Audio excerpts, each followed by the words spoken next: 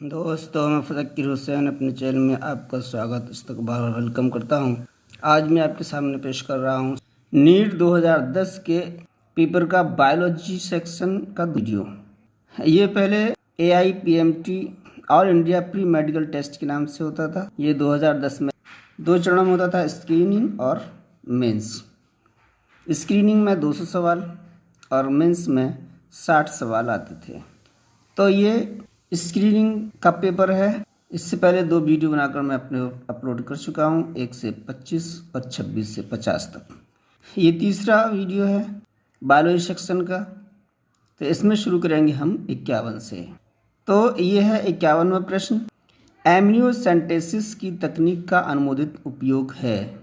Amniocentesis जन्म के पहले जन्मजात असामान्यताओं के निदान हेतु प्रयोग की जाने वाली एक तकनीक है।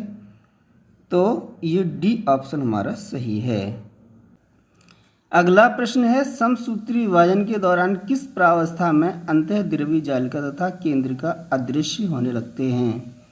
समसूत्री विभाजन में प्रारंभिक पूर्वावस्था केंद्र विभाजन की सबसे लंबी अवस्था है। प्रारंभिक पूर्वावस्था में केंद्रक कला तथा केंद्रिका विघटित होने लगते हैं तथा कोशिका पंजर, गोल्जी तंत्र तथा अंतःद्रव्यी जालिका अदृश्य हो जाते हैं। तो ये हमारा डी ऑप्शन सही है। स्वतंत्र जीवी अवायवीय नाइट्रोजन स्थिरीकारक है। वीचरिंकिया तथा एजोटोबैक्टर ये दोनों स्वतंत्र जीवी लेकिन वायवीय नाइट्रोजन स्थिरीकारक हैं, तो ये दोनों नहीं हो सकते। अब आता है राइजोबियम। ये स्वतंत्र जीवी नहीं बल्कि सहजीवी है। ये है हमारा रोडोस्पाइरलम। ये रोडोस्पाइरलम जो है वो स्वतंत्र जीवी अवायवीय नाइट्रोजन स्थिरीकारक जीवाणु है। तो बी ऑप्शन इसका सही है। एक रेडियो एक्टिव अणु के साथ जुड़ा DNA या RNA खंड कहलाता है। तो ये जो है हमारा प्रोब, ये न्यूक्लिक अम्ल का एक अणु है, एक लेबल बयान करता है। तो बी ऑप्शन इसका सही है। डार्विन की फिंच एक अच्छा उदाहरण है। डार्विन की फिंच अनुकूली विकिरण का एक अच्छा उदाहरण है। यह एक विकासीय प्रक्रिया है जो एक भौगोलिक क्षेत्र में किसी बिंदु से प्रारंभ होती है तथा आवास पर निर्भर नई जातियों को जन्म देती है।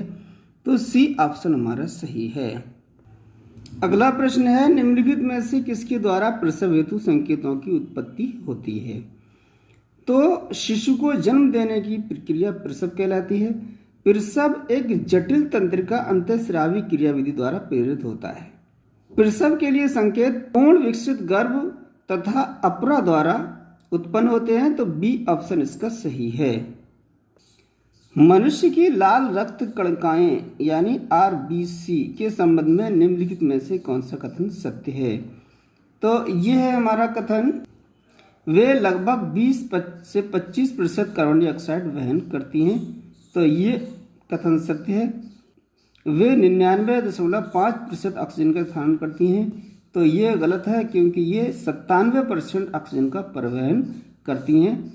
और इसमें दिया हुआ 80% ऑक्सीजन ग्रहण करती हैं, ये भी गलत है क्योंकि ये 97% ऑक्सीजन का परिवहन करती हैं। जो बचा 3% वो 3% ऑक्सीजन का परिवहन प्लाज्मा द्वारा होता है, और ये भी गलत है। तो ए ऑप्शन हमारा सही है।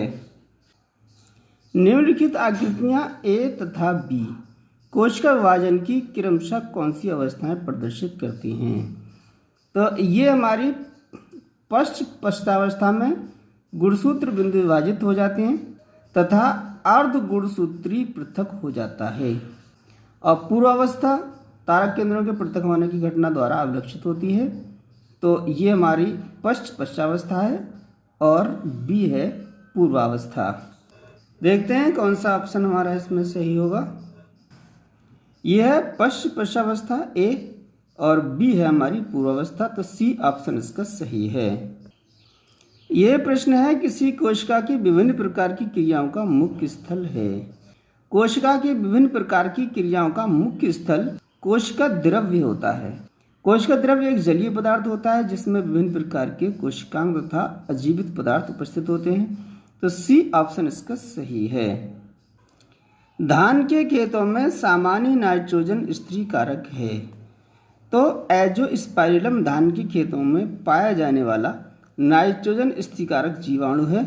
ये पादप वृद्धि का उत्पादन में सुधार करते हैं। ये इंडोल एसिटिक अम्ल IAA यानी और जिब्रेलिन को स्रावित करता है, जो वृद्धि प्रेरक पदार्थ है। तो बी ऑप्शन इसका सही है। मनुष्य में मुख्य नाइट्रोजन उत्सर्जी यौगिक का संश्लेषण ये जो होता है वो यकृत में होता है, यानी नाइट्रोजन उत्सर्जी यौगिक का संश्लेषण यकृत में होता है, किंतु अधिकांशतः वृक्कों द्वारा इसका निष्कासन होता है। तो डी ऑप्शन इसका सही है। वाहक आयन जैसे सोडियम प्लस आयन निम्नलिखित में से किन पदार्थों के अवशोषण में सहायक होते हैं? तो यह द्वितीयक सक्रिय अभिगम घटना द्वारा Na के साथ यानी Na+ आयन के साथ अधिक मात्रा में भीतर की ओर प्रवेश के साथ साथ ग्लूकोज तथा अमीनो अम्लों की गति होती है। तो ए ऑप्शन इसका सही है। निम्नलिखित प्रतीकों तथा उनके निरूपण में से कौन मनुष्य के वंशावली विश्लेषण के संबंध में सही है? तो ये जो संबंध है, पहला संबंधियों के बीच संगम, ये ही सही है। दूसरा जो है वो जो व्रत है वो अप्रभावित स्त्री के लिए होता है, और ये स्क्वायर अप्रभावित पुरुष के लिए होता है, और ये अस्पष्ट लिंग के लिए है। तो ये तीनों गलत हैं। तो ए ऑप्शन हमारा सही है।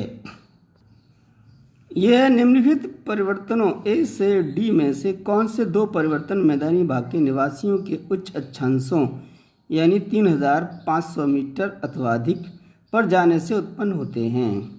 तो जब कोई व्यक्ति उच्च अक्षांशों की ओर जाता है तो जो ऑक्सीजन के अणु है वो तथा वायुमंडलीय दाब घट जाता है। तो हाइपोक्सिया के कारण श्वास दर बढ़ जाती है। तो सी परिवर्तन सही है। और RBC यानी लाल रक्त कणिकाओं के उत्पादन में भी वृद्धि हो जाती है। तो बी और सी जो परिवर्तन है वो सही है। बी और सी यानी ए ऑप्शन हमारा सही है।